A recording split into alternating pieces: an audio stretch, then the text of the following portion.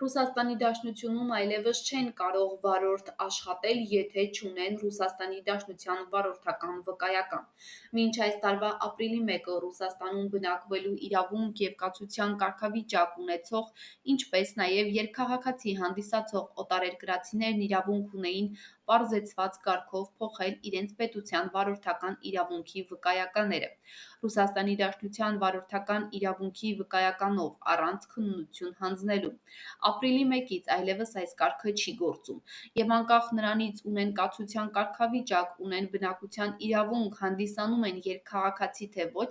որպեսզի ձեռք բերեն Ռուսաստանի Դաշնության վարորդական իրավունք, պետք է քննություն հանձնեն, եւ այլևս որևէ օտարերկրացի չի կարող վարորդ աշխատել, չունենալով Ռուսաստանի Դաշնության վարորդական իրավունք, դա խախտում է համարվելու։ Այս մասին տեղեկացրել է Հայկական կարիատես կազմակերպության միգրացիոն ծրագրերի փորձագետ Տաթևիկ Բեժանյանը։ Նրա խոսքով, եթե ոստիկանները անձին այս խախտման համար 2 անգամ տուգանեն, սա հիմք է լինելու, որպեսզի անձի մուտքը արգելք ստանա։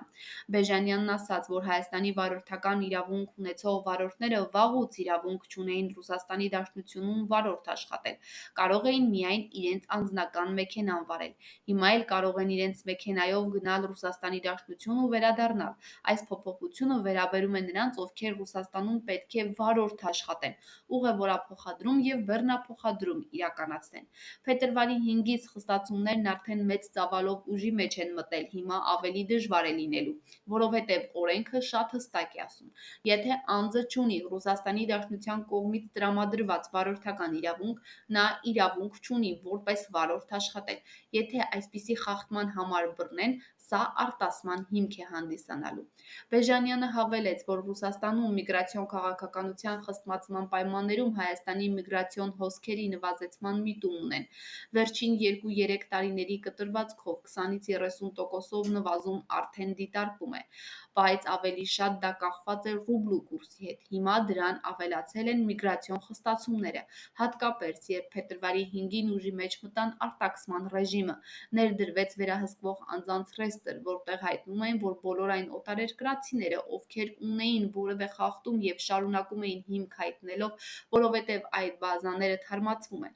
Եվ ցավոք պետք է նշեմ, որ այդ բազաներում սկսեցին հայտնվել մարդիկ, ովքեր որևէ խախտում չունեին կամ որևէ փաստաթղթի խնդիր չունեին։ Առնվազն մենք մի 500 նման դիմում ստացել ենք, որ անձինք հայտնվել են վերահսկվող անձանց ռեեստրում և խորհրդատվության համար մեզ են դիմել։ Այս անձանց համար Ռուսաստանի Դաշնության նախագահն ընդունեց հրամանագիր, համաձայն որի մինչև ապրիլի 30-ը թույլատրվեց վերահսկվող անձանց ռեեստրում գտնվողներին օրինականացնել իրենց գտնվելու վայրը Ռուսաստանի Դաշնությունում։ Բայց սա էլ մեկ այլ խնդիր հանգեցրեց, որ ծավալն այնքան մեծ էր, որ բազաները չեն հասցնում թարմացնեն։ Եվ նույնիսկ եթե նամակ է գալիս, որ անձը այլևս հանված է ռեեստրից, 3-4 օր շարունակ անձը շարունակում է մնալ այդ ռեեստրում։ Իսկ ինչպես է երևում, որ ռեեստրում է, անմիջապես սառեցվում են բանկային հաշիվները և մարդը որևէ գործարք չի կարողանում անել, ամսականը թույլատրվում է մինչև 30,000 ռուբլի կանխիկացնել։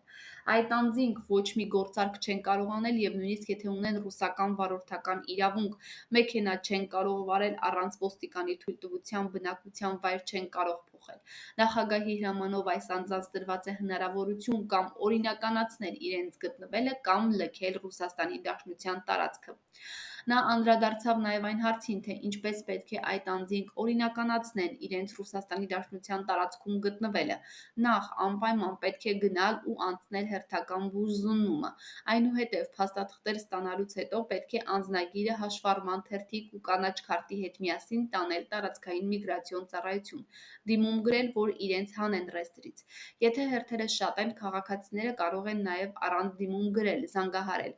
096 56 57 67 թեժգից, և մասնագետները նրանց կօգնեն։ Սա կարևոր է, և կարևոր է հասնել մինչև ապրիլի 30-ը։ Եվ հրամանագրերում և օրենքում նշված է, որ եթե մինչև ապրիլի 30-ն անձին չհասցրեցին օրինականացնել իրենց գտնվելը Ռուսաստանի Դաշնությունում, նրանք ենթակա են արտաքսման։ Շատ մեծ մարդկանց թիվ, ովքեր հայտնվել են ռեեստրում, 30-ից 40 հազար ՀՀ քաղաքացի այդ ռեեստրում են։